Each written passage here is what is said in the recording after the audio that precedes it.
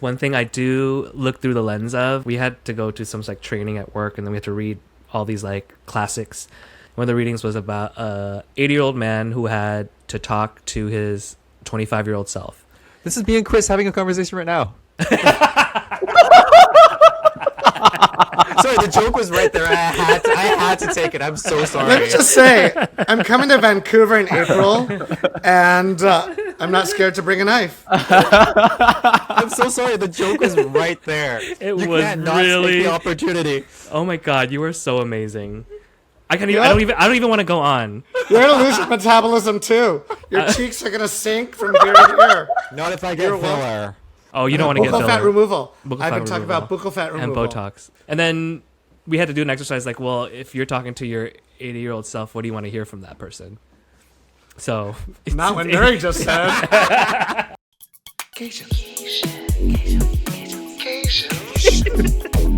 literally Gay presenting Asian podcasters. Literally Gaysian. Hello everyone, this is Literally Gaysians with Chris and Bao, a podcast where two gay Asian guys, aka Gaysians, Gay presenting Asian podcasters. get real about their feelings and literally Gaysian stuff. And today we are entering the Gaysian podcaster multiverse. We're doing our first crossover episode ever with the boys at the podcast, Why Won't You Love Yourself? Or is it Why Don't You Love Yourself? It's Why I Won't don't You Love know. Yourself? I don't know. We'll ask them. You know, when we decided to launch this podcast, we realized there weren't many other queer Asian podcasts, except for Why Don't You Love Yourself? And we loved it. So And good. they cover topics like dating, sex, EDC, their feelings, and I guess spitting kinks. Definitely spitting kinks. And as with most multiverses, our universes combined when Lee and I, so Lee is a host of that podcast, bumped into each other at a party and became friends. Ever since then, we've been trying to get together to do an episode. They're always traveling. They're always spitting in each other's mouths, so we never could get a hold of them until now. And that episode starts in just a few moments because first, we're going to call out, no, shout out to our new Patreon subscribers. So the last episode and last week, we launched our Patreon because we needed help funding the production of this podcast.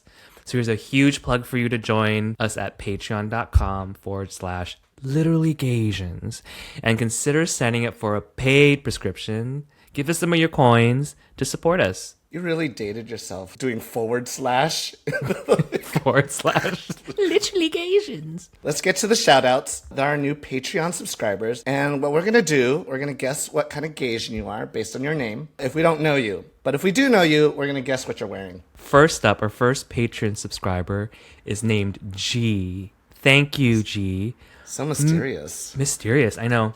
I might know you. I don't know. It's not too clear because all I've been given is the name G. And you subscribe for a whole entire year up front. But we really appreciate it. And what you sound like, G, is a person with 2 to 2.5 sleeve tattoos. And maybe you work at an insurance company on the weekdays. But on the weekends, you go at Switch or at Rise. And it's That not sounds for the very money. It's for Kevin the Nguyen. community. It's very Kevin Nguyen, the queer version. Next up is Bukoy Brown.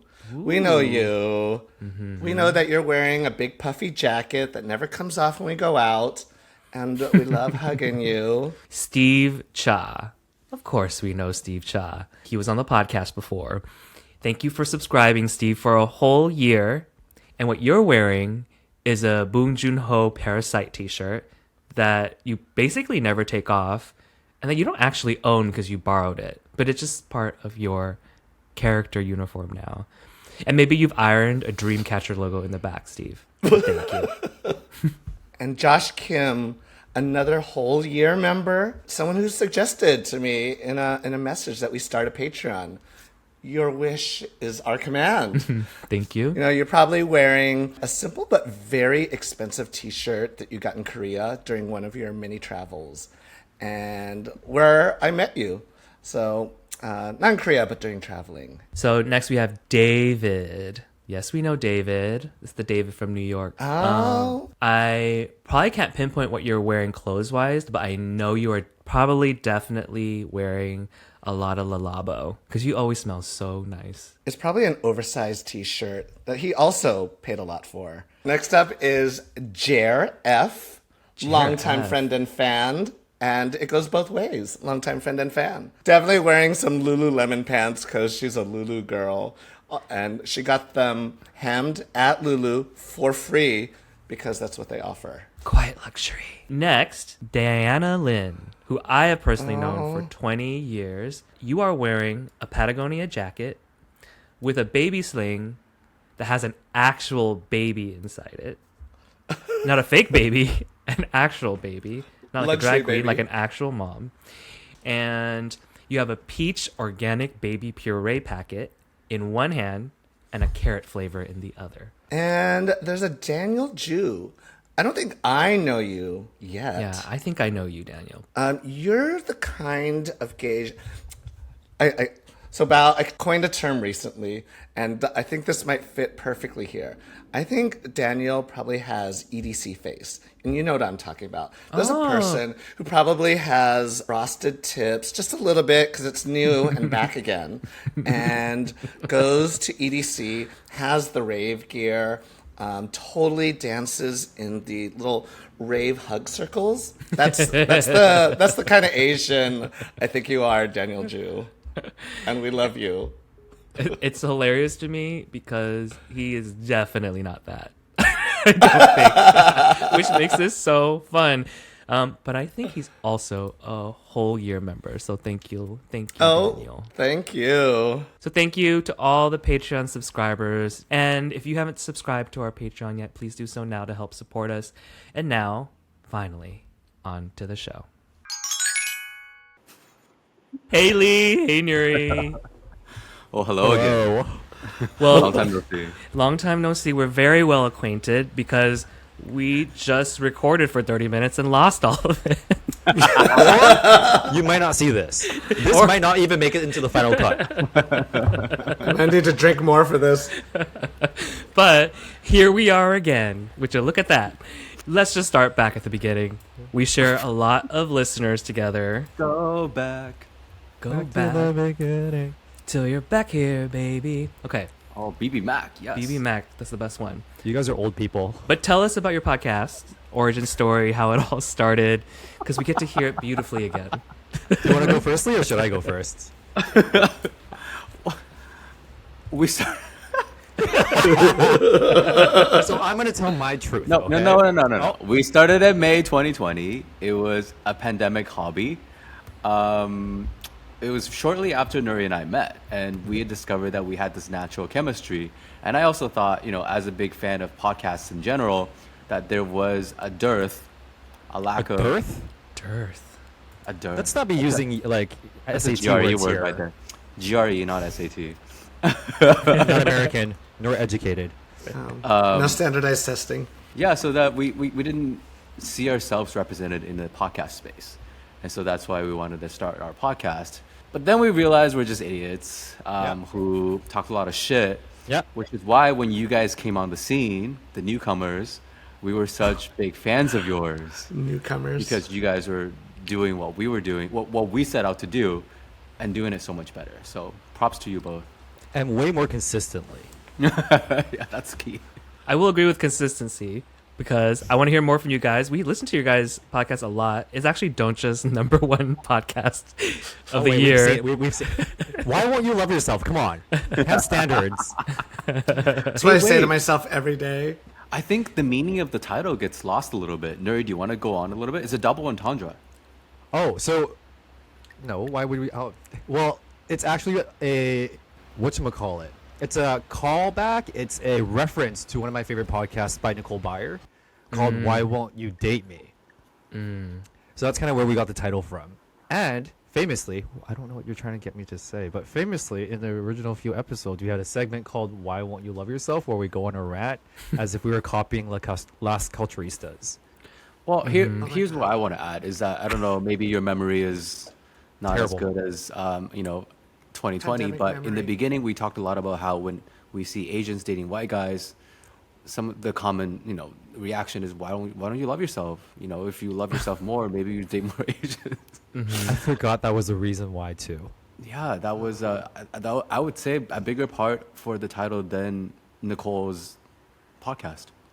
When I met Lee at a party, I was like, "Oh, you're the host of Why Don't You Love Yourself?" He's like, "Why won't you love yourself?" Oh, sorry, my bad. Corrected. Is it why won't or why don't? Oh my god. I don't even know. I always get it mixed up. I just say both at the same time just in case. Yeah, and at some point, like whenever I talk to Donch, I'm like the WWYLY. No, it's Why DY, won't don't you? you? Is it won't you or don't you? It's won't Again. you. It's I won't. just say the famously don't younger. I'm gonna kill you. I just say the younger Gaysian podcast. Oh yeah, me too. We're not that much younger. I am. I'm almost Bao's age. No, you're not. I am. I turned 36 this year. Oh, okay. Well, Yeah. you are. I am. Yeah. And I'm supple. You are supple, and you're No, you're turning not even 30, 30. right? I'm turning 30. Wait, you're damn. I'm a Ooh, child. Lordy. You know, everyone's a child, but once they turn 30, I'm like, they basically were born a month later than me, for some reason. I think it'll change when I get to 40, right? Don't you? Oh. Does it? Just you wait. I'm waiting for you. I know. Then Nuri's gonna be making fun of me even more. I was gonna say I already do, but Yeah. Well, back to the podcast thing, because I think when we wanted to do this podcast, I was going through my quarter life crisis. sorry. I was choking back a laugh because you said quarter. Quarter life crisis.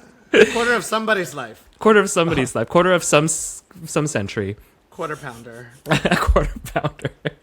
Well, I was burned out at work and I wanted to take this sabbatical, and then I wanted to do something creative, and I'm like, let's just do a podcast because I love nothing more than to talk and share unhinged opinions. When we launched the podcast trailer, I was like, I want to be in the community of Gaysian podcasts, so I followed like 10 of them. Only 2 of the motherfuckers followed us back. One of them is Gamchat podcast, and they're super supportive, and y'all should listen to their podcast. But then the other was you guys, and I always remember that because I'm super petty that the one podcast that stole the word podcast like didn't get back to, and I'm gonna bleep that, but didn't get back to us. Don't bleep it. Say their names. Say it Yeah, proud. I won't say their names. No one listens to their podcast anyway. I'm not petty. I'm not petty at all. Not at all. She's Vietnamese. Watch, he was probably going through something, and Toxic. yeah, super toxic. Anyway, it made me realize something I've kind of believed my entire life, which is if you're in the gay community, or if you're in the Asian community, or if you're in the Gaysian community, when you see someone that's like you, like another Gaysian, another Asian, or another gay person, do you either one of two things? You either view that person as competition or as community. I love that when we started following each other, you sent a nice message saying like, we're really excited for your podcast launching, and there should be more Gaysian podcasts out there. There should be more representation out there. And it just made me feel like we're launching something and it's going to be like sort of a community feeling and not a competition. So that meant a lot. So I want to make you feel very uncomfortable by sending you encouragement and love. And you can deflect Well, you know why I it did and- that, right? Is you know what they say, keep your friends close, but keep your enemies closer. Are you a traitor Love that show. or a faithful? Phaedra Parks right here. I know you're Phaedra Parks right now. I'm Phaedra. That's not She's a Scorpio. I say it as if I'm an astrology person. But I'm not. You are. You live in LA. I know I should be It's converted. religion. Speaking of podcasts, Speaking of, let's get this train back on the road. y'all have been doing this for a while, much longer than us. That's why we kind of looked up to you. And, but, She died. you've been doing it for like, what, 3-4 years? What are the weirdest things that have happened to you since starting it? For me personally, the weirdest thing would be just to be recognized in public. Like, it's like a second wave of like internet notoriety for me. So it's really weird to have people know who I was initially on the internet and now who I am now on the internet. It's just jarring. Were you something on the internet before the podcast? I used to run a gay Asian porn Tumblr No. Durian follow season. Wait, was it? it? during Everyone spam. did. Durian spam. I used to follow it. What's it called? And you didn't know about this? I didn't During put that spam. together Yeah, during during season season, during 30. spam. Yes, I followed it. I was late You are of the Tumblr generation game. to follow it though. That was pre OnlyFans gays. That was before the fact that like we had 100,000 people to masturbate You guys to. have an icon in your presence right now. Yes, we do. No, Oh my literally, God. when he was down here this past weekend, he kept getting recognized as Switch. People would be like, Durian spam. It's spam. Durian spam. Oh, Durian spam. wow. Yeah. It will be written in the history books. It'll be studied as a PhD. We're gonna find a porn PhD. Asian American Studies. Yes, Asian Could you American imagine? Studies. Yeah. It'll be next paper. Oh!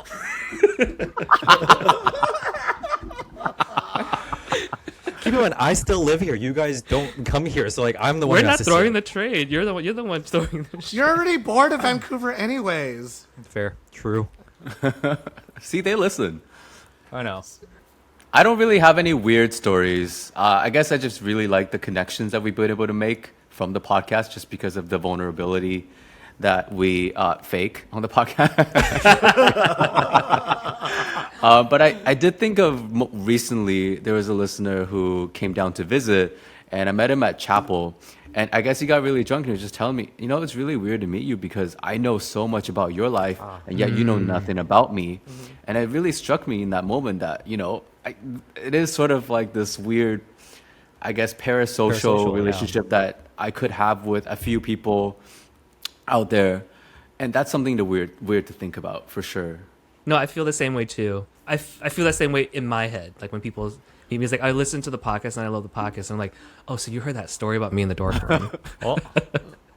One thing I experienced that I thought I didn't expect is because of in our podcast we do the get reels or the be reels, and are pretty vulnerable on our podcast too. Sometimes when I meet people, they jump right in to a really Trauma dumping. Yes, like Yes. immediately. Like, hi, how are you? Good. So like, but my partner's trying to detox from drugs, and I think I have substance abuse issues, and I don't know what to do. And I'm just like, okay, I'm a substance abuse counselor now. I'm like, you know, the fact that you're aware of this is the first step. Like suddenly I'm like there. I know substance abuse is a serious thing, but still, you know, I'm not a drug counselor. Or like, And they're someone's telling asked- you this while you're peeking. I know, no. But they are telling it to me on the chapel dance floor. Out of all places. 3 a.m. on the dance floor. People come up to you like, oh yeah, there's I heard about that story. I know you hate your mom. I'm like, okay, thanks. Or like, oh, how's your dad doing? I was like, oh, thanks for the concern. Yeah. Yeah, he's still dead. He's still dead. Oh. Oh, she died. Awkward to bring up, but you know, I don't mind it. It's better Having than a dead people. dad? Well, no. Oh. People is better than people not talking to me on the dance floor, which is the usual. It's better than the catfishes on Grindr. People I've had these 2 super catfishers, and they use pictures of people that I actually knew. Someone used this photo of a guy. He said, "I'm in town visiting my sister," and I was like, no, he's on my Instagram story. He's partying in Tulum with all my other friends. He pretended like he was trying to invite me over. I almost showed up to the door, and I was going to like video it, but then I was afraid I was going to get murdered. I just wonder, like, what is the end game there? And please pretend to be surprised again when I tell the story again that I recently got catfished by David Archuleta. I'm still surprised. I really want to hear the story a second time. No, I mean, it was a verified profile with a blue check mark. He sounded like a normal person, except that he was very, very eager to meet up on a weekday, like after work. And he was also talking about how he was working from home at the beach, which I'm like, David Archuleta, like, what do you mean? Like, and then the photos that he had were not the photos that he had on Instagram. Like, they were all David Archuleta photos, and his name was David, and everything's checked out. And, you know, the first time he wanted to meet up, I couldn't because I had work to do. But then the second time, you know, I was like maybe into it, and I just asked him to verify, like, his identity. I was like, do you want to just video chat real quick? And then he unmatched me. So Do you know what the first red flag was, though, that you should have caught on? That David Archuleta would swipe right on you? So mean. That should have been the first flag. That should have been like signs clicking, like no way. It's like if I swiped right on one hoe and he swiped right back, catfish. Lee, you brought a question for all of us. Oh, yes. What is everyone's favorite podcast, if you could only name one? And I went first last time in our last recording. So, Bao, do you want to go first this time? Sure. My favorite podcast, and it's not running currently anymore, is called Feeling Asian. Feeling Asian. And it's the OG podcast that inspired literally Gaysians, because it's a podcast that normalizes Asian people talking about their feelings, but not doing it too seriously, like taking it lightly. And it's because it's hosted by Brian Park and Youngmi Mayer. They're two of these Asian communities. She's amazing. She's amazing. I like him. He's very insightful. You know, It's he's because you want to fuck him. No, he's hot. he's not my. Is he cute? He's cute. Yes. I think he's like objectively good looking, but he's not my. Depending on the hair. Depending on the hair. And y'all know that Brian Park. hair is everything. Brian Park. Yeah. He actually didn't find his groove until after they ended the podcast, because he wanted to focus on his own things, and he kind of found his groove on Instagram and TikTok. They have this really great episode. I think I love how they treat their guests too, where they can get into serious things but also get into funny things. And they had Asa Akira on the podcast, and that's the best episode. So if you want to like gateway episode, that's the episode you should listen to. She's a porn star, the unofficial queen of anal. Unofficial because, like, girl, are you really the queen of anal? I am. In their community. In their community. Yeah, in the straight community. And it was really hilarious, but also really insightful, where she got really deep into like how she manages talking about her career with her parents. And they know. Getting in a career with her parents or with her parents? like talking about or broaching the topic of the career with her parents, because her parents are kind of like, well, I know this makes you rich.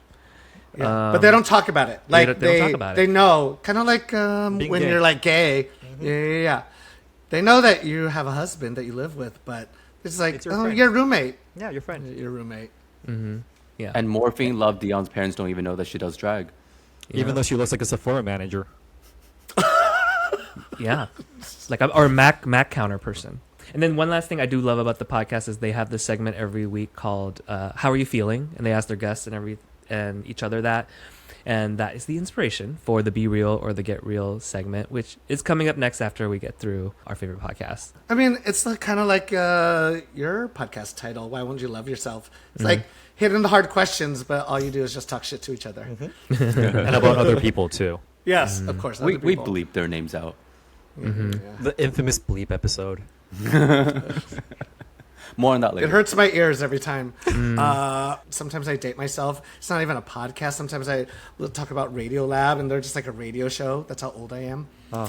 But Love my recent favorite podcast, aside from Star Trek podcasts, is Wholesome. There's these like two young-ish 20s to 30s like queer boys in LA. I guess they're like WeHo gays, and they're super unhinged, and also like talk about like serious topics too. And it's a lot like your podcast. And I love them because it makes me think of when I was younger and going through those things. I still identify. It makes me nostalgic. It makes me nostalgic listening to both theirs and your podcast.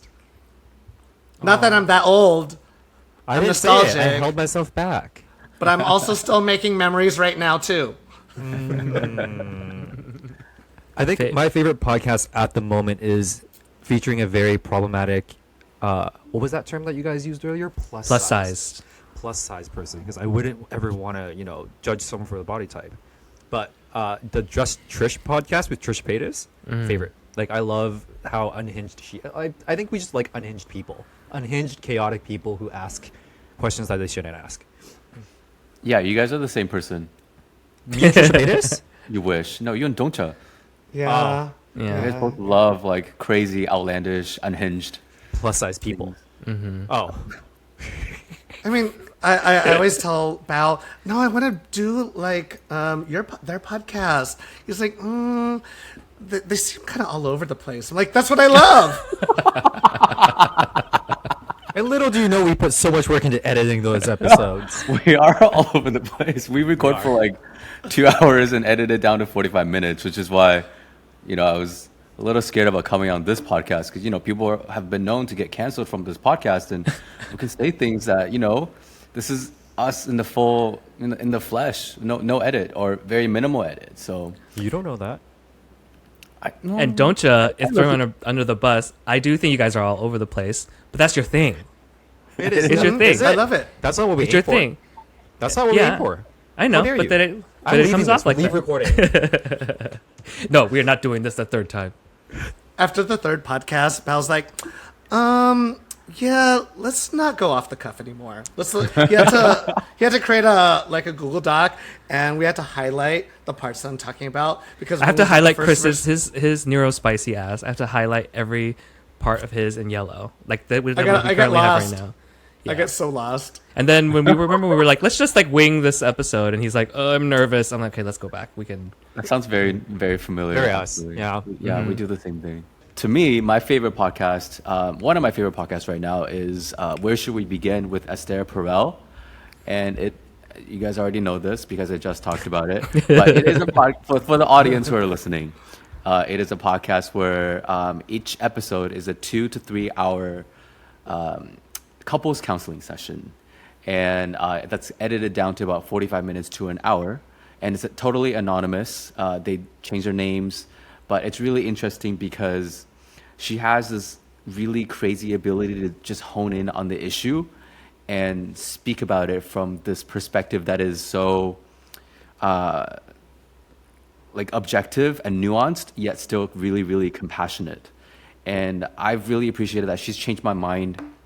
Well, not changed my mind. Sorry, I misspoke. She's changed my thinking towards the concept of cheating.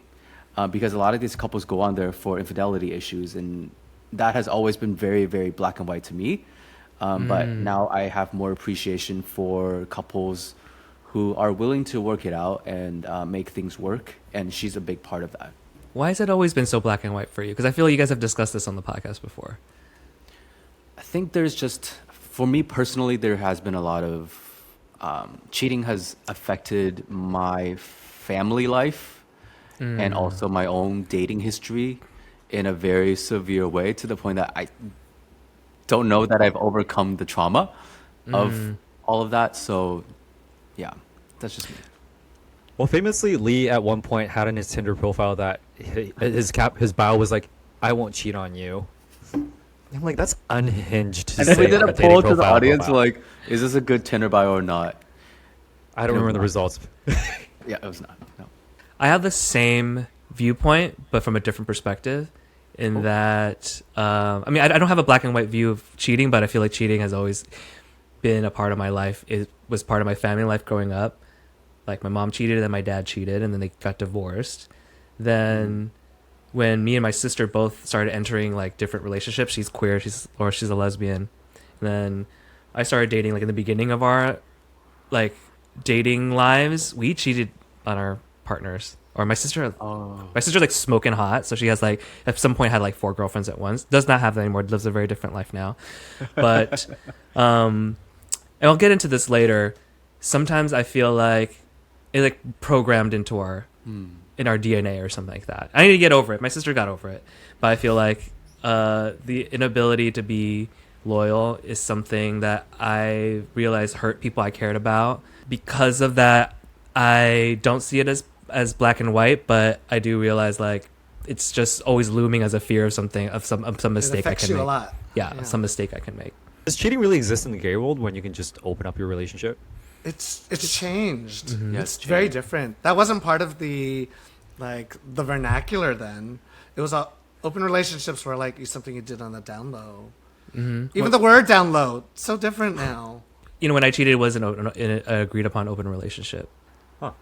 But when it was open, it's less about the cheating. Was like for me, it was the violating the boundary that we like literally talked about. And so for me, it was like, I don't want to see you hook up or make out with anybody in front of me or in the same room. Go home, do it. That's fine. And then I think his boundary for me was like, you can't have the hookup in the house when I'm here. And we both violated that. We both fucked up. Girl. I think he fucked up first, and I like counter fucked it up to like as revenge. It was so toxic. We're really good friends now, but that was a different time in my life. And this comes into my get real, which is probably a good segue. Wait, going back, is that when I had to hide your jockstrap? No, No? Okay. no. Why do you have to At that hide point, we were already. Me Yeah, why do and you have my to hide ex were already. At that point, me and my ex had already broken up.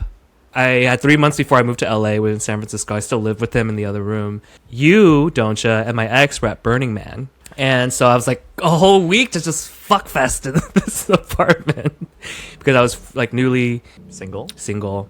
And I also knew that my ex was taking his new boy to Burning Man and asked me if that new boy could stay at our apartment for the weekend after Burning Man. And I was like, well, if I say no, we'll just get in a fight. And if I say yes, though it was like a whole point of contention. So I had to be like, okay, fine, bring him here. I'm going to stay at a friend's place that weekend. In any case, right before they arrived back home from Burning Man, I had a hookup. And I like to wear a jockstrap in my hookups because I am the queen of anal, not Asa Akira. And then, and just because I have like 2 jockstraps that I really like, I didn't want to put it in the, and I might fuck again the next day.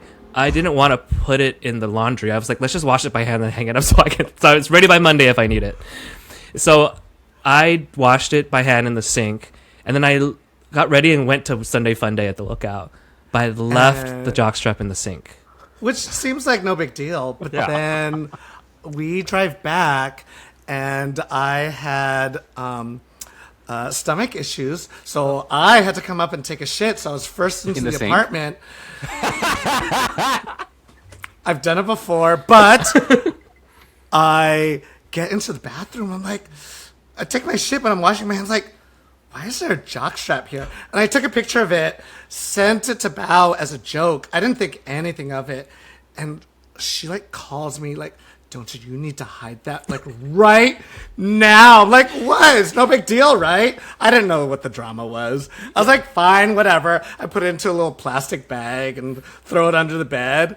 And it was the, while I'm like trying to clean up all the shit from everywhere.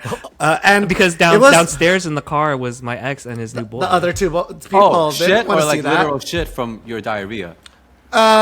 Sure. We are the same person. Yeah. Wait, I don't get what the big deal was with the jockstraps though. You had already broken up.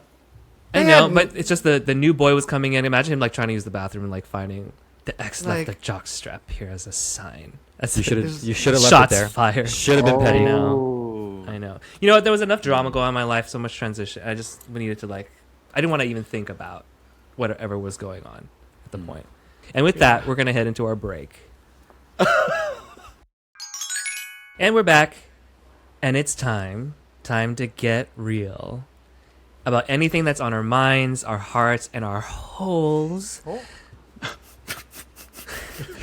But this time we're going to do it differently and discuss it as a group because we have so many people here right now. Before the episode, each of us prepared one question to ask the group.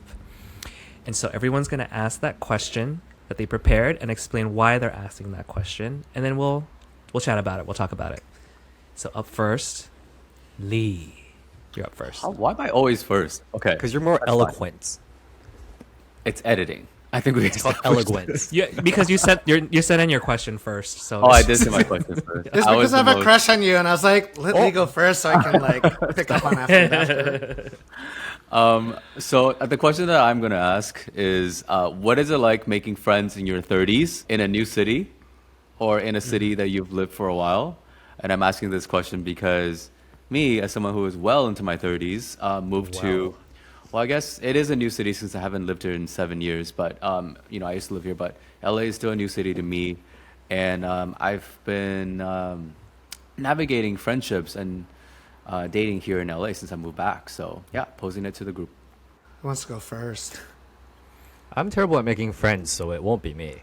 I mean, I can go first because I moved to LA in 2019. I'm from here, but it was a new city, and I think my answer to that is it depends on the city and it depends on what you're looking for. And my history is that when I was in SF, I was in my early to mid 20s. A lot of us had just come out or had just come out and then come out of my first relationship, and I was single in a new city and started meeting and hanging out with people through the clubs because there wasn't even Grindr back then. Oh my God. Was that back when Stonewall happened? Yeah. Well, I threw the first brick. No one died. You were the brick. I was the brick. For 10 years, I built this really tight knit group. We did everything together, and it was like a family, like a chosen family. We went through a lot too together. And when I moved to LA, I was like 35, 34, and I think I was trying to replicate the same group. And I'm just being honest here. I do feel like my friends in SF are. Yes. Uh-huh. I think they have the whole package for me, Yeah. personally. Aw. I think, We were around for your formative years. yeah, but I can get fulfillment of all parts of me in one group of friends. You always down to go out and party and have a good time.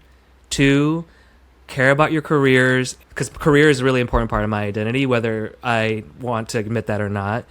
And the third is like, yeah, I just admitted it. It's an important part of my identity, right? And the third part is that you guys read the news, have opinions have good taste in music, will actually go see the Oscar films. And those parts are parts of me that are important to me. But when I moved to LA, I realized I couldn't really find that in one group or one group of friends. And so This LA sounds for me, so shady towards LA. I know. I don't, it isn't. It's different. It's You go different. burn those bridges different. right now. Or I haven't found that group, but I do think I have really great friends in each of those categories. And I can Your attest to friends? this because when I went to your party, there were very distinct groups that did not really distinct. talk to each other. He's telling the truth. Yeah. I'm telling the truth, and that's why I had to do that like icebreaker at my party for people to like mingle. And once I let that go, I think I was much freer and realized that when I want to go see movies or go to concerts, these are the people I do that with. When I need advice on my career, these are the friends I talk to about that or how to negotiate a job offer. And then when I want to go party, there's a certain group that can do that. It's not a them problem, it's a me problem. I can't force them to be this person. I can't change them, but I can change how I see it. And then after that, I really feel like I love and respect my community here now. I mean, it didn't help that you moved to LA like right as the pandemic started and was like one of the first friends to get COVID. Oh, Yes. So you just like went through it in your Yeah. like everything, in your Yeah. everything. Yeah. I feel like I've been just going through it since COVID.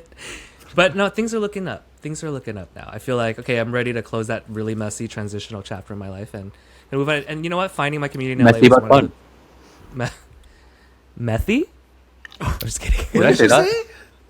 Just kidding. Messy. Not that. Mess. I don't know. Does Not that meth. help? Does that help at all, Lee? Or do you feel? No, I really, really resonated with that. And I think moving back to LA, that's actually what I was looking for too, is the whole package in a friend group. And I have been pretty lucky, I think, in that, a small group here did adopt me and they can do all of those things. I can go to them for all of those things you just mentioned. And I know that not everybody has that experience because, people in their 30s are a lot more set in their respective groups. And, it's very hard to break in because, they've been friends for 10, 15 years. So I do acknowledge that. I've been very, very lucky. I also noticed like when you move to a new city, you gotta have to date friends. Huh? Oh, as in Wait, like what do you mean? I thought you were talking about like incest. Yeah, not incest. More like you have to like do friend hangs and figure out if the chemistry's right. And you kind of go through a lot of different friends where you're like that chemistry just wasn't there to be like that friend. And then it took me some time to find the right people, people with the right chemistry too. It feels like young days when you're just meeting people for the first time, like college and everything. But you know what the tricky part about that is that sometimes you can go on these friend dates and you feel like a friend chemistry with them, whereas they might feel a different chemistry towards you. And then and then once you reject their advances, then They stop the inviting friend you out to chemistry is other gone friend groups. too. And then you Wait, just is this the story of Nuri and Lee? No. I don't know. I'm just interpolating. I'm interpolating. I don't have a lot of experience making friends because I've lived in Vancouver for so long. And I've talked about the fact that, like, I think when you live in a city for so long, and especially when the gay community is so much smaller, like Vancouver, we have a handful of Gaysians that hang out, right? So it's harder for me to break into that crowd. They all hang out together. And, like, I can acknowledge that I'm not everyone's cup of tea.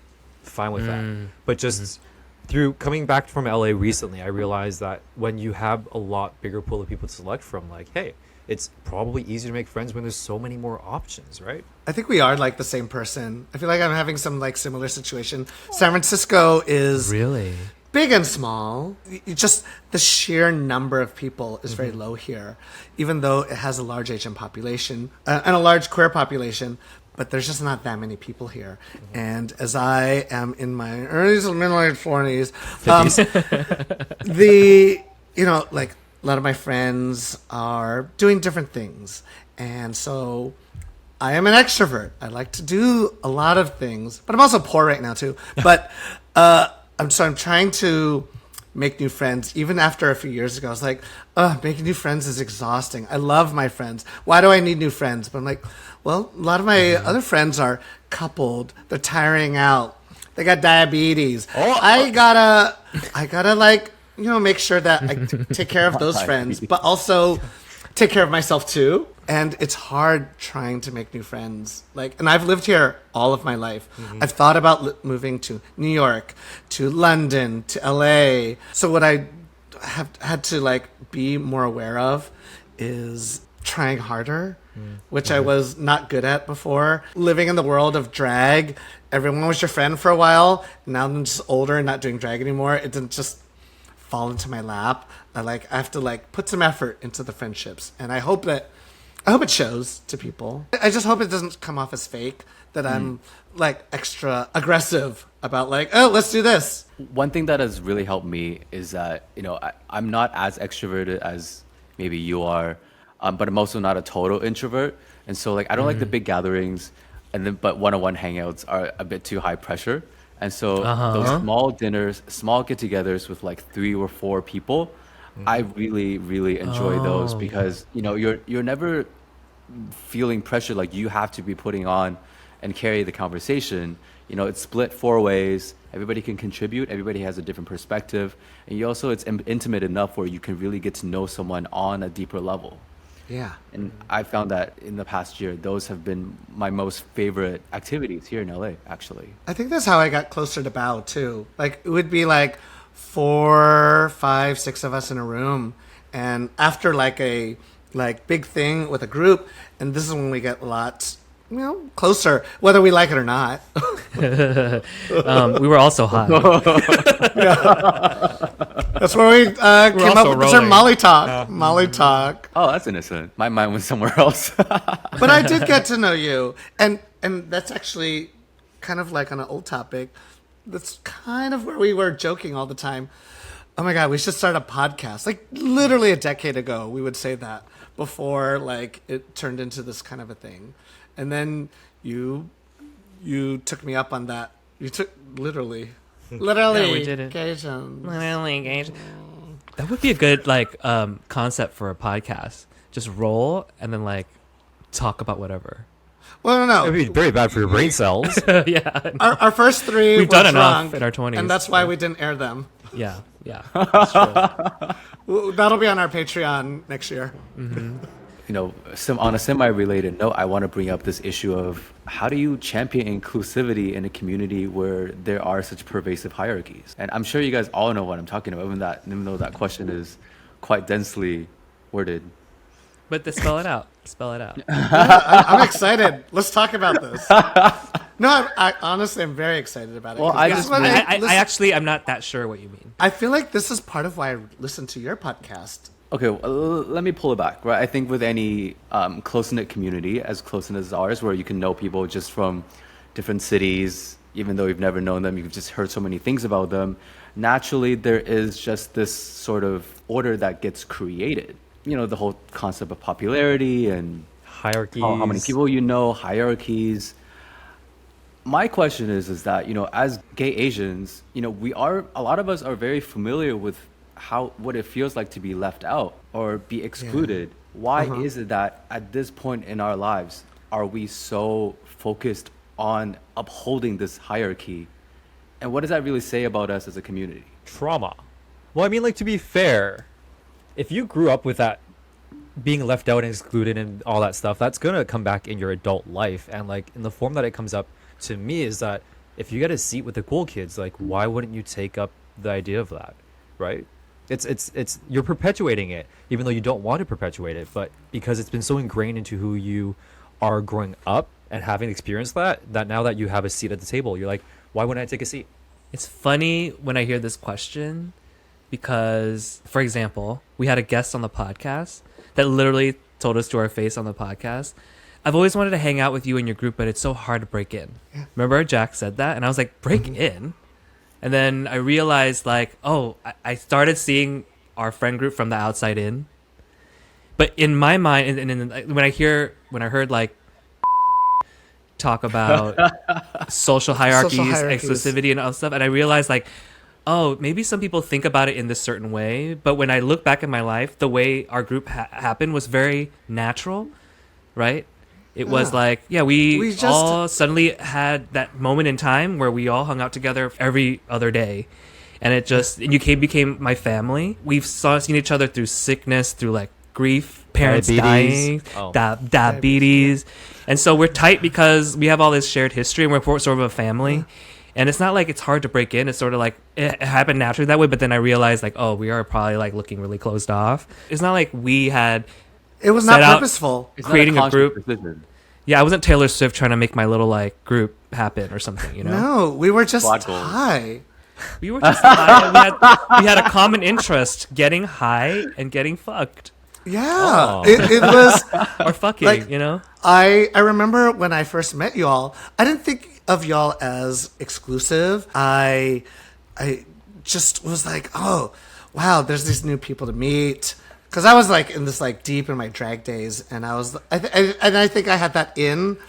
What was interesting though was a lot of people were scared of drag queens at that time, and everyone knew me only as the drag queen. And I felt very accepted that you guys would hang out with me because we kind of met each other through a pageant. Pageant queens, and he was running for Mr. Gappa, and I was running for Miss Gappa. And Gappa? Yeah, Gaysian Pacific Alliance, a San Francisco thing. It was the different time, not the 90s, but the 2010s. And there's a community group. And I think because San Francisco had a lot of that vibe, that grassroots organization, I think it felt less about exclusivity. It was more about community. But I think as times started to change, and I noticed this, and I say this as an older person, that social hierarchy stuff became a thing. I don't think it was necessarily that. We had to band together before because we had nothing else. And then I started to seeing social climbing, that social ladder, all of that. I never thought I was part of that. I like to think I was above that. Above on the ladder, so you were top tier. No. Come on. I knew you were going to say that. That I befriended everyone. I have way too many friends on Facebook because I was too nice. Facebook. Yes. Thank you. I saw that. Now I see that coming. I hear myself now. Yeah. You know what? I'm just going to stop there. We were at this friend of a friend who was talking about, oh, I need to talk to these New York gays about our social capital. I need to talk to them because of social capital. He was younger, and it made me think about, I kind of did that. Wait, what? But not really. I didn't think of it so clearly in that way. I just wanted to be friends with everyone because I needed friends, not that, I need to be friends with these specific people to build social capital. Which is like, it makes sense because, this whole thing about like, how do you get what you want is that you figure out how the world works and then you work with it and then you play the game. It's just that sometimes I think maybe, and to bow back to your point, maybe people just are not aware of how their actions are coming off. When their actions can be interpreted as exclusionary. At the same time, I kind of notice now when like someone new shows up and they're like campaigning to be a part of the group. And I realize like you kind of have to, it's sort of like a fraternity or sorority. You kind of have to have like someone sponsor you in at some point. It's like Burning Man. Yeah. Well, first of all, if you're hot, then like you kind of just gotta. You get in. You get okay, in. It's sad that everyone gets the free pass with the hot card, but that is not just the gay community, the community of people. but then if that hot person is a terrible person, it will be sniffed out right away. We know terrible people who are hot who get away Yeah. with it. Say Yeah. their names. Yeah, Lee. How's it feel? Lots of them live in the Bay Area. You said hot people. Sorry, didn't you? Well, and I thought when you asked this inclusion question, I thought you meant like, this is pretty monocultural, gay Asian guys. But at some point, it is intimidating. So, for example, when I'm on Hinge and then I match with someone that's not Asian, or I see someone attractive that's not Asian, and they link their Instagram, I go to their Instagram to see if their pictures are with a bunch of white gays or black gays or Latin gays, or if there's like some Asian in the group. Definitely. I'm always thinking about who their friends are. Yeah, but then if you look at the opposite of that, if they thought I was cute, and then they went down and saw my Instagram and saw like 40 Gaysians in Montreal for a white man's 40th birthday, like I feel like that would be intimidating to them, or like they would give them the message that this person's probably only gonna date Asian guys, That's right? the ultimate white worship. They feel it's just so at home. What are you Asians celebrating one white man? No. We laugh, but true. Couldn't be There, me. no lines. It was a Canadian. Okay, sorry. No, really? it doesn't make a difference. I think localizing this issue, I think LA just places maybe compared to SF where there is more of a sense Yes. of community. LA, I feel like people place a higher value on your perceived value and Social currency? attractiveness. Oh. Your Yeah. social capital. So then when they meet you, they give you the once over, and then decide that they're not worth your time, and then they turn around and they see someone else like, oh my god, hey, what's up? Like I've had friends complain to me about the way that people talk to them at clubs, and I wish people would just be more cognizant of their actions and how they're coming across. I think it's something that was interesting about, like, say, Bao coming from a LA, West Hollywood culture to San Francisco in her 20s is very different. I mean, she always loves to tell the story of coming to Badlands wearing a blazer in her early 20s. And thinking that, like, a blazer at a gay, not a club, a bar. And like trying to look cute like you're at the Abbey. And, it's, I think, where regional culture plays into it. Yeah, and you know what? And I did still, when I lived in San Francisco, never shook off the desire for people to try a little harder. No, I get it. Oh. I complain You're- about people's fashion and style, which are different things, all Mm-hmm. the time. Not like I have a lot, because I grew up here. Everyone needs to give me a pass. I No, but you actually have taste and a perspective on what look at your apartment. But other people, Looks yeah, great. it's just not there, Although flashback to Honey Mahogany saying San Francisco drag is not about the looks back in season 5. It's about the story. You said that with so much conviction. Yes, because I'm not a So plastic passionate tiara. right now. I'm not a plastic tiara. I'm You're definitely not not plastic beautiful. tiara. Come on. I'm not 21. I am a monster queen who can tell a good story. It's about the story, and I'm not a beautiful queen, but I am a good fucking entertainer. That's you what are. I am. Yes, you are. You're one of my favorites. I can't wait to see Hey, you wearing that show. I did on cultural night for the Rice Rockette show. They're like, do something cultural. I did a song about Chinese food where we started with Sarah McLachlan, you might be too young for this, talking about saving animals as I cooked them to the song Chinese food. I like Chinese food. It's so good. It's very good. Wait, you left Nuri speechless, which is Yeah, I cooked dogs on stage and served them to people for Chinese Heritage Night. So you're welcome. Is that more of a One It's of Korean about the thing? story. it's about the story. It was so good. All right, Yeah. we got to move on. Backtracking. Yes. We got to move on to the next question, Okay. which is from Nuri. So like because I recently just got back from LA and I made all these connections with people that I really value, and like it was a really eye-opening experience for me both times that I've went to make these friends in a city that I don't live in, right? So I wanted to know, like, how do you guys manage maintaining a relationship with someone who doesn't live in the same city as you, because it's obviously hard. Like you can't just send memes to each other all day to keep a connection. Oh, yes, you can. Oh God. But like Calling it's me just, out. oh, is that what you do? Yeah.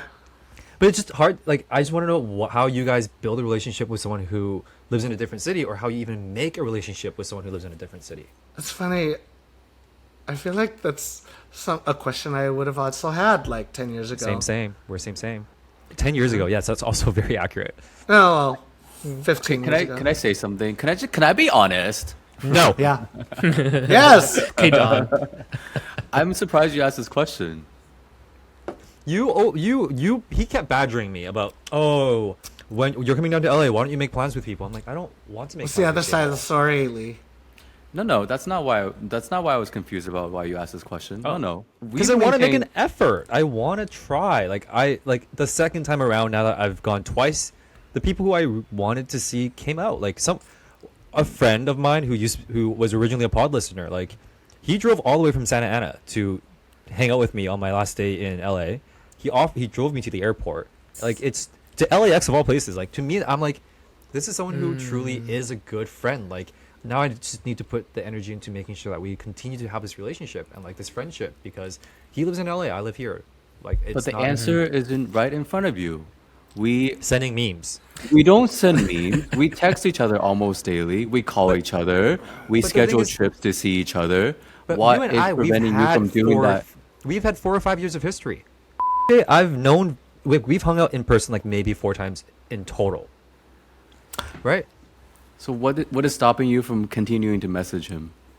It's not stopping me from messaging him. I'm gonna continue to message him, but like at some point, like I do feel like there's gonna be a natural lull in conversation, because when you live in 2 different cities, your lives are gonna start playing out.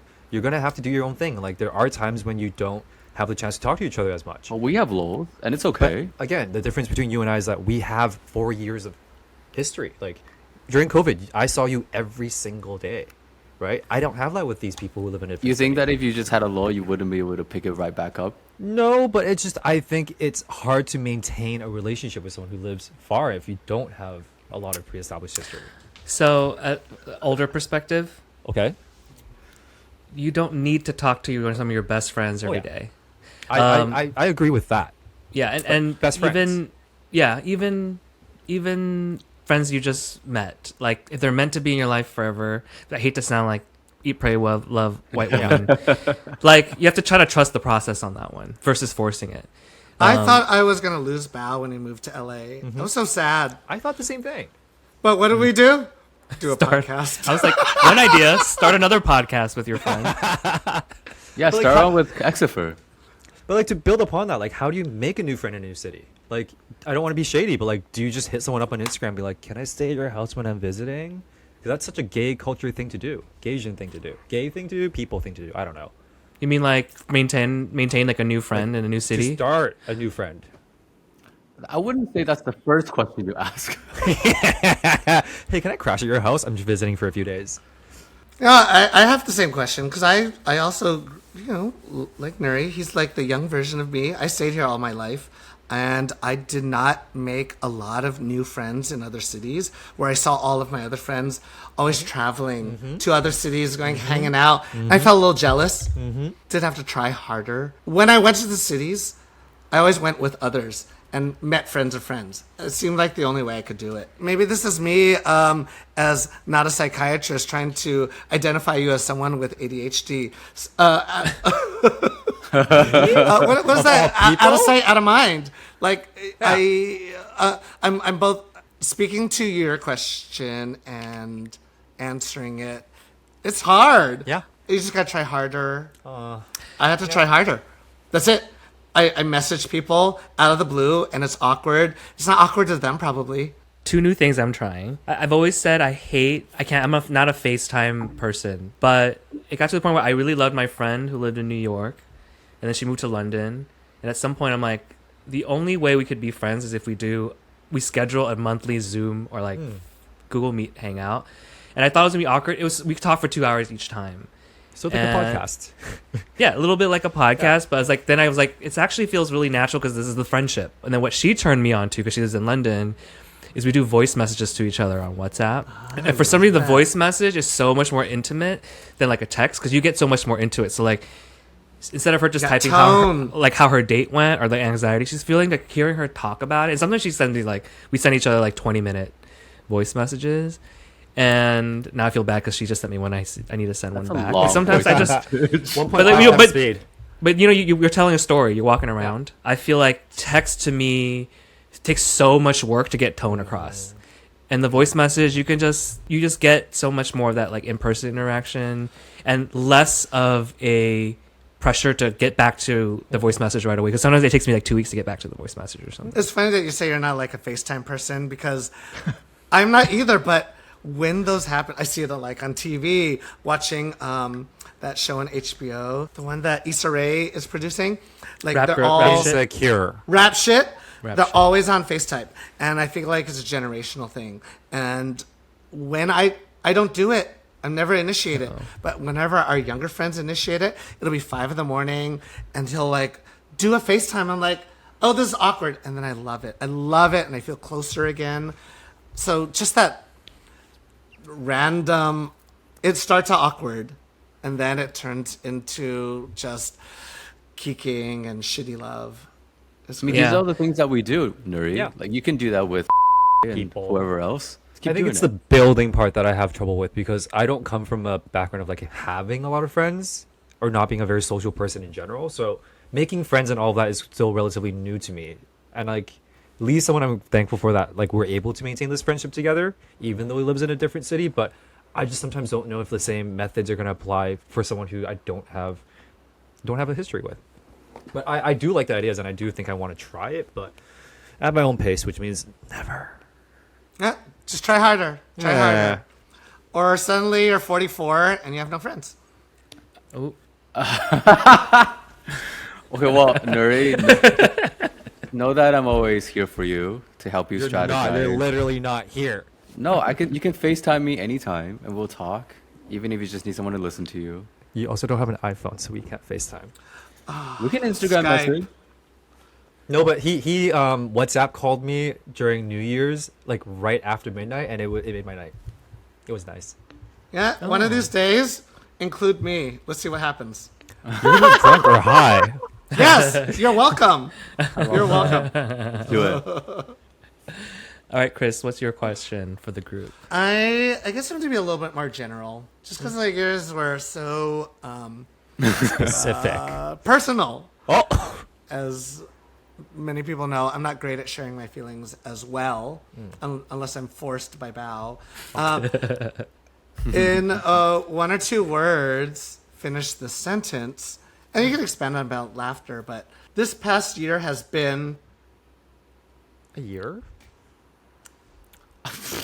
a year. A year. It hasn't even been a year. It's only been 4 months.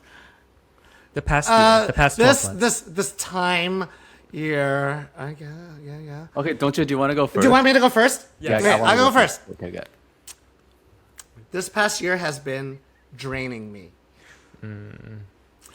For actually, like some of the things we've talked about, like friendships, I get lonely at home. And this is all partly because I am fun employed, finances. I'm so over this past year. I want to go out to dinner with people, but we're living in San Francisco, and every meal is $40 to $60. And I'm an extrovert, but it's hard to be an extrovert that's poor, that can't go do the things that I want. And so I'm trying to maintain friendships, but I also gotta make sure that I can pay rent. So I'm so over this year. I'm getting tired, exhausted. I don't want to work, but I want an income. So I don't know. It's been a tiring year. Not to offer unsolicited advice, but like, why don't you just invite people over to your house to like watch Drag Race or like just hang out? That's a relatively fun, free, easy activity to like keep a connection. Yeah. You Actually, did that that did with- happen. Yeah, you did But that with regularly, Avatar. like the one thing about Drag Race is that I've had a reoccurring Drag Race night for the past 5 years, because I don't think there's been a With single friends. week. You Yeah, have with friends. but, Okay. like, Jerry, we are the same people. yeah, it's same just Drag Race is the one thing that's constant in life. There's always gonna be a Drag Race. During lockdown, I was the one hosting the Zoom Zoom. Drag Race screenings because I was the only one who was willing to pay for a subscription. But it kept us together, and I think, and it kind of goes back to your question. I'm putting in more effort, but it's getting harder as I get older. But I don't think it's a lack of trying. I think I just do have to try even harder now. I think the job thing is a big piece, and once that comes together, everything else will fall in place. Because that, I mean, like Bao said earlier, as much as we don't want to admit it, our jobs are a huge part of who we are, and it's, I mean, survival. You know, so I'm sorry to hear that you're going through that. Yeah, down with capitalism. Capitalism is making me lonely and exhausted. Let's get that UBI. Universal basic income. You know, yeah, it's really hard because I've been there too. It's about the hierarchy of needs, like being able to get your basic needs met. Yeah, everything's a hierarchy. Maslow, not gay hierarchy. I love Maslow. The second thing, unsolicited advice, is I know I used to. I know I shitted on this idea for 10 years plus. Oh God, what? But game nights are really fun. That is so much. I love game nights, and people give me so much shit about it. I love game nights, but I have low patience. I only like short games, but I like game nights. I think watching Traders made me appreciative of like. We should play games. Traders, Bao. Mafia. Is it Traders? Mafia. I heard this one called Secret Hitler or something. That's also pretty. There's a bunch of variations, but they're all the same thing. Mafia, Avalon. Okay, I can get real side nerdy thing. here. I think I don't get invited to many game nights because of my past history of always winning a party. Everyone always says, "Oh, I thought you were out at some party," so they don't invite me to game nights. So Well, everyone this is coming invite. up. Yeah, invite Doncha to your game. Invite night. Doncha to your game night. I'll be your unhinged talk of the town. I can act. I can put in $1 into the pot, and I'll be a fun time. And every game night needs a loud person like that, so you can quietly win. Yeah. I don't play to win. I only play against the person who wants to win. So Bao. No, I always try to be in the corner, like I don't get what I don't get. No, All right, it's Nymphia, so win. competitive. Remember New Year's Eve? Oh, that. But then if you're gonna have a music challenge, I become Plasma. I become. I'm gonna name that song. Don't And rain you on did. her parade. Okay, I can. Okay, who else? I can do this. This past year has been 1 to 2 words. Doesn't have to be one. This past year has been. I'm gonna step into full corniness. This past year has been healing. Therapy speak. Therapy talk. We're in therapy talk now. Good for you. Because I mean, sarcastic. fuck, like, Sarcastic.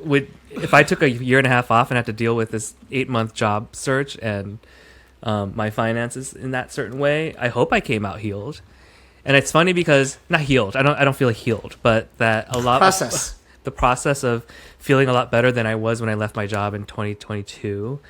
And I thought that I would feel that feeling because I got to take some time off and travel the world. But no, I felt that feeling when I couldn't find a job. When all my options kept drying up, and I had none of the things that I used to think measured my happiness. A great job, a great boyfriend, and great metabolism, looking great at being able to go out every night. Those things that I thought were like I didn't have that many friends like in the beginning of last year. And I thought like being popular Popular. like would make me happy, but I had none of that, and I was risky of losing all of it, and I was still fine with myself. I was still not anxious, and I was still like, I think I'm going to be okay. I still liked myself. I think that took a long time to get there, and I was like, I think that is the true feeling of for me that I like grew in this way that I wanted to, and it was only apparent to me when I was going through bad shit, like being able to handle the bad shit a different way. And so I think healing, yeah, I feel like it was very healing. I think you just described the true meaning of resilience and how that comes through when you go through really difficult times. Well, we wait until might get real because you think maybe you might take that back. Are we not? That wasn't getting. But she hasn't asked hers yet. I haven't asked mine yet. Oh my god. But because we first have to get to how you will finish the sentence. Yeah. Early. Oh, mine is just one word: restorative. It's quite similar to yours, but maybe not as. Oh, people can't see. Oh, they can see this. They can see this. Whereas yours is a psychological healing. Mine is just more relationship driven. I was recently out at a dinner with a friend who I hadn't seen in 12, 14 years because of something that went down a long time ago. And this is not about that, but he asked me the question of what's been the best thing that's happened to you in 2024, and I couldn't answer because everything has been so stable and so balanced. But I thought about it more, and on a recent trip back to Vancouver, there was a moment at the club where I looked at a friend in the eye, and this is a friend who I've had so many ups and downs, so Not many me, by ups the and way. downs. It's not Nuri. It's not Nuri. I looked at this friend in the eye and I said, I'm really glad you're here. Because people were very surprised that I invited him out because we had gone through so much. And I think just knowing, getting older, and knowing how little time we have left, I mean, No. not like, sorry, you just Stop talking. Bring it Stop. down. No, I just, Stop Right. I just, as I get Life older, is short. I get it. life is really short, and what's gonna matter in the end is just how is the relationships, and that's what's really important to me. You almost slipped up with a Tumblr quote right there. Oh, enlighten me, It's please. not about what you do, it's about how you make people feel. Okay, I'm down with that. you ate that. Okay, since we're full in this like feelings mode, one thing I do look through the lens of was something like we had to go to some like training at work, and then we had to read all these like classics. One of the readings was about a 80-year-old man who had to talk to his 25-year-old self. This is me and Chris having a conversation right now. Sorry, the joke was right there. I had to take it. I'm so sorry. Let me just say, I'm coming to Vancouver in April, and I'm not scared to bring a knife. I'm so sorry. The joke was right there. It you was can't not really- take the opportunity. Oh my god, you are so amazing. I can't even, Yeah. I don't even want to go on. You're gonna lose your metabolism too. Your cheeks are gonna sink from ear to ear. Not if I get filler. Oh, you don't want to get Buccal fat filler removal. Buccal I've fat been talking about buccal fat and removal. Botox. Yeah. Yeah. And lasers. But and then we had to do an exercise like, well, if you're talking to your 80-year-old self, what do you want to hear from that person? So Not what Nuri just said. So I make decisions like that sometimes. Like, Yeah. will I really remember this at that age? No, this is petty. Let's move on. No, literally me. Like that's Go. literally me. Nuri. Oh, I'm the last one. Yeah. I guess the past year has been. Is eye-opening two words? Yeah, eye-opening. Like, I'm turning 30 this year. I know I'm looking forward to my 30s, but I realize that a lot of my life I've been just hiding away from problems and like just avoiding conflict and just kind of not really living my life the way I want to be living my life. And it wasn't until last September, right before I turned 29, right? Yeah, right before I turned 29 that I'm like, hey, Way to rub it in. Oh, sorry. Right before I turned 29, I'm like, hey, I have a year to start getting myself to where I think I want to be. Not that I have the expectation that like my 30s I'm going to figure it all out, but like I have to start laying the groundwork towards building towards what I want. So a lot of the past few trips to LA, for example, or like a lot of me just this year in general has been about wanting to do better for myself. Because a lot of the times I don't have very high self-worth. So I've always put that idea of like, oh, why do I need to work on myself when I could provide for other people, right? So this is the year of me really taking care of myself and like wanting to do better for me. You guys should see It's his workout progress. He's- It's people pleasing, but the other way, the people is you. How are you gonna love somebody if you can't love somebody else? No. What the fuck did I just say? She already done had hers. sis.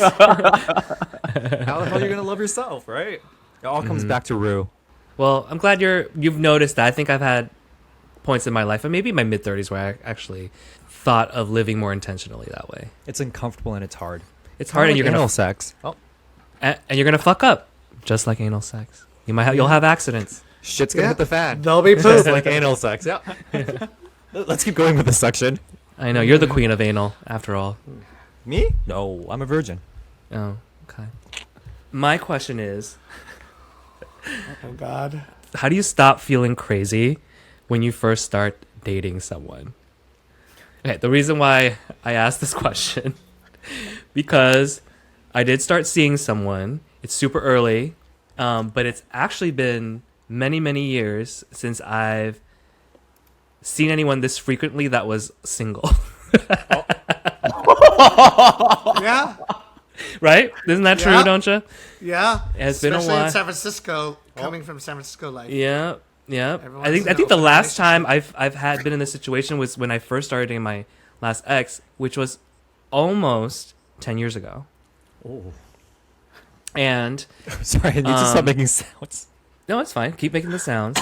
And again, the only caveats to that were guys with boyfriends, which, as you'll remember, I had a problem with and had to completely blacklist guys with boyfriends. Block list. For my own mental health. But this is less about like the guy I'm dating, because he did ask me like, do you want me to listen to your podcast? Should it be the way I get to know you? I'm like, absolutely not. Absolutely not. So he's like, fine, that's all you need to say. But it's just about the fact that even though the last 12 months I have felt healing, the last 2 weeks, the last month, I have felt like when I had a therapist, because I had never been in like dating somebody with that therapist, or like I haven't dated someone so long that part of me was sort of kind of just been tucked away. And now it's like, oh, it's opening up all this anxiety in me, and it made me realize just how fucked up my nervous system becomes when I first start dating someone that I actually like. And it's so basic, the anxiety issues I have. The first one would be the text was left on read at 1 a.m. last night, and he did not text me this morning. And then Feel like a teenage girl again. feel like a Literally. fucking, and I go through all the scenarios of how it's gonna end. Like, this guy's not right for me. Maybe like the next time we hang out, maybe should it be on text that like we stop doing it? And literally text me like, I just woke up. yeah. And it reminded me, don't ya? And because I don't wait. Well, first of all, because I don't have a therapist anymore to talk this to. We're your I've defaulted- therapist. You're our therapist, but Yeah. second, I got my haircut, so my stylist is my therapist, and he said something pretty poignant. He is not your like. That is not your. You're not dating your ex. I'm like, okay, that's a pretty good saying. And he's like, why are you so anxious right now? You know, later on, if you stay with this guy forever, it'll get boring. You need to enjoy these first few weeks. I was like, oh The yeah, excitement. I agree to with enjoy- him. I agree with Yes. that too. yeah. And I was I like, think oh, it's almost good to feel crazy, because at least it means you feel something. I don't know about you Oh, guys, yeah. but from what I hear, and also my personal experience too, is that so many of us are basically dead inside. Like, it's been so long since I felt something for someone. I think the last time my last significant thing was 2022, and even then it wasn't a very strong feeling. Like, I think if I had stronger feelings, then we would have worked out perfectly. But I think maybe the crazy is good. Like, it means that you're feeling the heart flutters and all that, and like, ooh, what's gonna happen? And you care about it. ooh, I was not expecting that to feel good, like to hear that and feel good, because I think it's probably one of those things where I have a nefarious relationship with myself, that part of myself, the anxiety.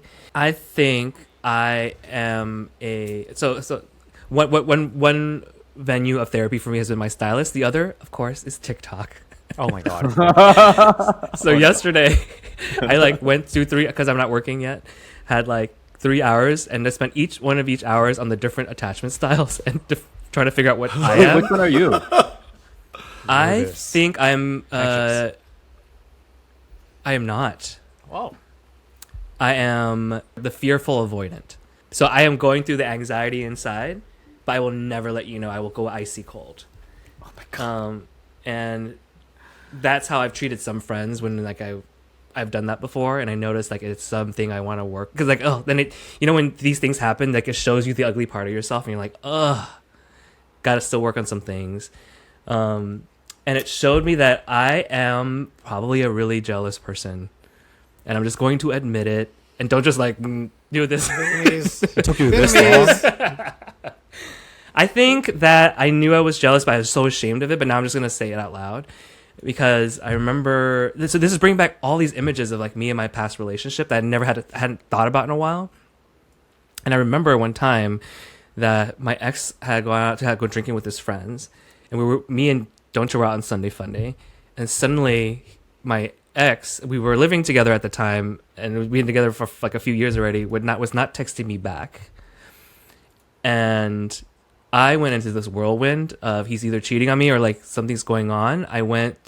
We visited every bar in the Castro to try to find him, and couldn't find him. And so I went home, and I was like, he was definitely cheating on me, and I wrote this Post-it note and put on his mirror, "We're over." And right after I wrote and after that, I wrote that and I was like about to leave. Oh, we didn't live together yet because I was going to leave and go to my apartment. Like, fuck you, go fucking cheat on me. And then he texted me like, "Hi." I'm like, where are you finally? He's like, "Lookout." And so I drove my car to Lookout, just like fucking pumped up fight mode. And I find him sitting in a potted plant next to the Lookout with barf all over his shoes. And I pulled him in my car, took him home. And the next morning, I was still angry. I went to my car, drove to work, and I saw all this dirt from the potted plant in the car. And I realized, like, Val created this whole story in her head. Bitch, you crazy. Because this is hilarious. You thought there's potted plant all over your fucking car. Anyway, there are She was other passed out situations for the past like that. 3 hours. There were other situations like that showed up. A little inkling of that is like being like unburied right now. And so my question is, how do I stop feeling crazy when I first start dating someone? I feel like you might need a professional after that story.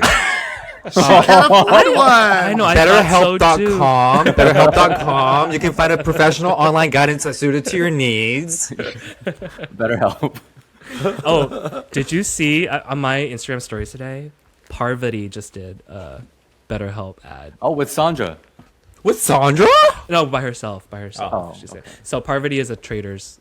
I'm assuming, Nuri, you watch Traders. Nuri's a stan. Nuri's a poverty I'm a stan. I'm a poverty stan. Yeah. Sorry, but anyway, okay, we'll leave it to the professionals then. I love that story though. I think we all have similarly unhinged stories from our past. You know, some of us from the past year or two. 2 years now. It's been 2 years now. Do you guys get jealous? I feel like I'm the only one who seems to be like of my friends who like gets this way. Oh no, I get so jealous. Really? I think jealousy is a normal thing, but like, there's a I'm a difference between Scorpio. jealousy and possessiveness, right? And I think you have to distinguish what part is what? Question mark? Wrote that in my journal today. Still didn't help. I don't have as much experience in this lately, at least not recently. I feel like I'm always a little hesitant about like anything I've kind of got started with. Yeah, there's a little bit of jealousy, but a little bit of, I think I'm just scared to enter something. I didn't even realize one person thought we were dating until years later when I ran into him at an event and he introduced me to a stranger. It's like, "Oh, yeah, Chris and I dated a while back." I was like, I think I'm just very oblivious. I can see that. I'm so oblivious that I don't get jealous because I don't even know we're dating. I mean, I want to date, but I think I'm like so scared of these kinds of things that Bao is going through that I'm kind of scared to date. I think that my issue is like even a precursor to that. I'm scared to get into the drama, seeing all my friends in relationships with their drama. I was just like, maybe I dodged a bullet. And I think I did that during a lot of my like 30s. I felt like I'm Beyonce. I'm an independent woman. I'm fine. But then the last few years, I felt like, oh, it'd be nice to date. But now I'm like, I just don't know where I'm at with it. I don't think I have enough experience with it. No, I literally had already paused my Hinge profile. And I'm like, you know what? I want to be a. A what? I'm gonna What? So it's our friend who's 50 and has been single most of his life, and I'm gonna bleep his name out anyway. By choice or? Yeah, I think I know somewhat. who this is. Yeah, somewhat. But then had his 50th birthday, and it was full of friends and family and love. And I'm like, when I went to that birthday party, I'm like, I could have a life like this. I don't need a partner. You know, this kind of goes back to Nuri's question. He put the work in. Mm-hmm. He has an international group of friends. He is well liked some of the time, and he's actually kind of like an angry person, but we all love him because he puts in the work. And I think I learned a lot from him.